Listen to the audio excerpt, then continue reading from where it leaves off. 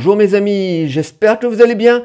Premier volet, le film du Vidéo Club. Alors c'est un projet qui mûrissait dans ma petite tête déjà depuis pas mal de temps. Alors dans cette nouvelle rubrique, 1 à 2 fois par mois, je vous dégoterai des petites pépites que j'ai découvertes dans les vidéos clubs. Ces endroits formidables que nous, les quarantenaires, cinquantenaires, nous avons bien connus. J'espère que ça va vous plaire. Et donc, pour ce tout premier numéro, je vais vous parler des vidéos clubs. Donc, c'est parti.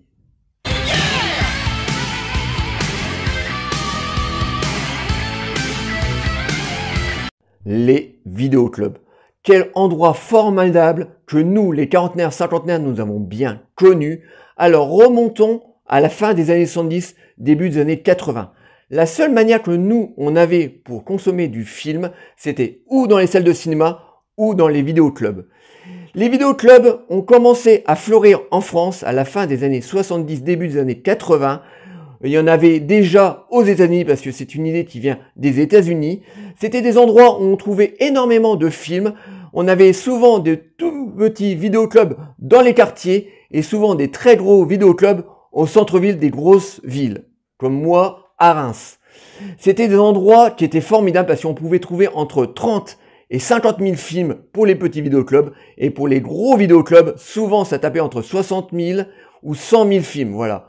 Et on trouvait un nombre incalculable de films de genres différents. C'était vraiment extraordinaire parce que à l'époque on n'avait vraiment pas internet et la seule manière qu'on avait c'est de louer donc des VHS qui coûtaient entre 7 et 8 francs. Alors c'est à peu près le chiffre que je me souviens, voilà, c'était à peu près dans cette brouette. Donc on louait un film pour 24 heures. Si on ramenait pas le film au bout de 24 heures, eh ben on payait un supplément et c'était vraiment formidable parce que c'est grâce à des endroits comme ça que David et moi, nous avons formé littéralement notre cinéphilie parce qu'il y avait absolument tout. Ça partait du film de série A au film de série B, voire de série Z. Et nous, on a passé des heures incalculables dans ces endroits. C'était littéralement des vraies cavernes d'Ali Baba pour tous cinéphiles. Alors, en général, les gros films, on allait les voir au cinéma. Et les petites séries B, voire Z, on les louait en VHS. Parce qu'on trouvait absolument de tout dans ces formidables endroits. On avait toutes les zones et tous les genres. On avait du film de guerre, du film fantastique, du film d'horreur, du drame. On avait même du cinéma porno. Alors, maintenant, vous nous connaissez bien, David et moi, nous, on est des braves gamins. On n'allait pas dans ces ans. Bon, de temps en temps, on longeait un petit peu les murs et on allait jeter un petit peu les jaquettes des films hits. Voilà, faut bien former sa sexualité. Mais en général, le coin hits était bien au fond du vidéoclub, caché derrière un rideau, donc ça protégeait la jeunesse de l'époque. Et de toute façon, à l'époque, les gamins de 12-13 ans n'avaient pas le droit de les louer. Mais c'était vraiment formidable parce que je garde vraiment un très grand souvenir de ces endroits-là, même de très très bons souvenirs. Je me rappelle, on passait des heures, David et moi, à arpenter les rayons de ces endroits formidables avec ces grandes étagères où souvent les VHS étaient posés comme ça de face. Alors, les VHS, pour les plus jeunes parmi vous, ce sont des objets rectangulaires assez épais où on avait une jaquette qui recouvrait littéralement tout le boîtier et c'était extraordinaire parce qu'en plus, à l'époque, dans les années 50, 60, 70, 80 et 90, on avait de très très belles affiches, on avait de grands artistes comme ça qui peignaient à la main, on avait de très très belles jaquettes et très souvent c'est ça qui nous poussait à louer le film. Alors on tombait pas tout le temps juste, hein. Des fois on tombait sur de très bonnes séries B, mais aussi sur des gros navars, mais on avait vraiment de très très belles jaquettes et on a littéralement formé notre cinéphilie donc dans ces endroits-là. Le vidéoclub a cartonné dès qu'ils ont arrivé en France, donc à la fin des années 70.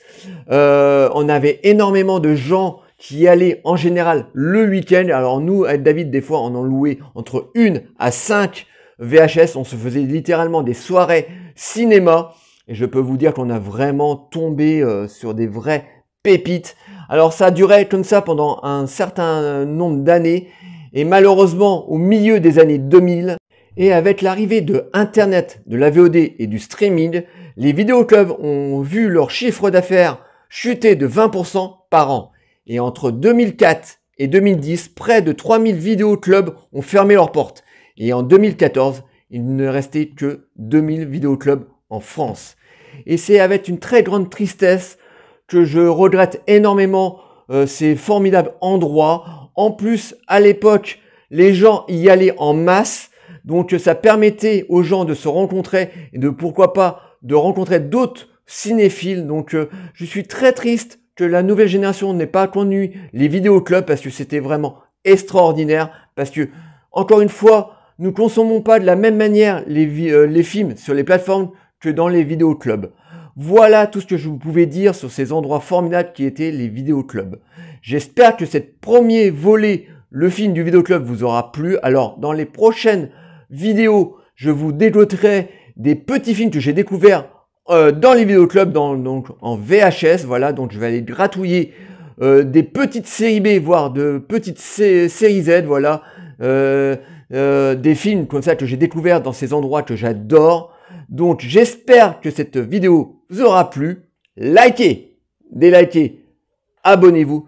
N'hésitez pas à m'envoyer des messages sur les vidéoclubs, comment vous avez vécu ces années vidéoclub. Je vous répondrai toujours avec plaisir. Et je vous dis à très bientôt. Ciao les amis.